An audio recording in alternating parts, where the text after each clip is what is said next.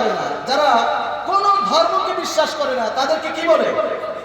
সবাই বলে নাস্তিক। কিন্তু আবার এই মানুষের ভিতরে কিছু মানুষ রয়েছে, তারা শুধুমাত্র তাদের সমস্যা ইসলাম নিয়ে, কোরআন নিয়ে, আল্লাহ নিয়ে, আল্লাহ রাসূল নিয়ে, এই হলো তাদের সমস্যা। এরা কিন্তু নাস্তিক না।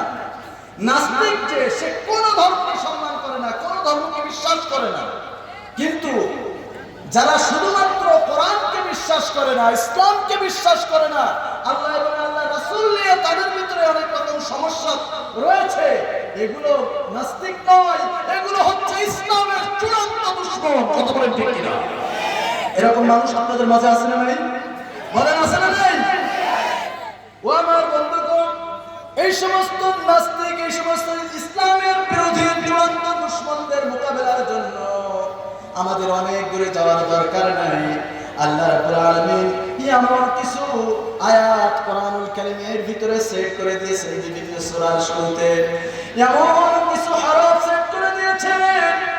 এই হরফগুলো দিয়ে যদি এই সমস্ত কোরআন বিরোধী, ইসলাম শক্তি বিরোধী, ইসলাম বিরোধী শক্তির সাথে মোকাবেলা করা হয়, সবগুলো কোন দিকে দৌড়ে যে পালাবে তার কোনো কুল কিনারা সে পাবে না। কথা বলেন ঠিক কিনা?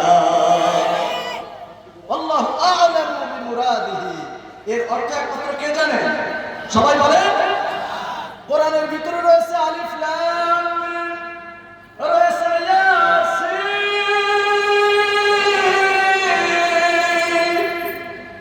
আলিফ লাম মিম রা তাহা কাফহা ইয়া আইন সাদ হামিম।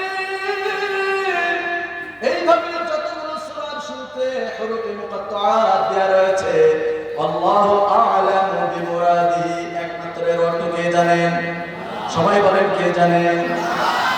কোন ইসলাম বিরোধী শক্তি, কোন কোরআন বিরোধী শক্তি যদি আপনার কাছে পাল্লা নিতে আসে, একটা বার শুধু ছুড়ে দেবেন, দেখা তুই কত বড় শিক্ষিত হয়েছিস, আলিফ লাম মিম এর অর্থটা একটু বল। বলতে পারবে? বলতে পারবে? পরবর্তী আয়াতে আসুন। এবার আল্লাহ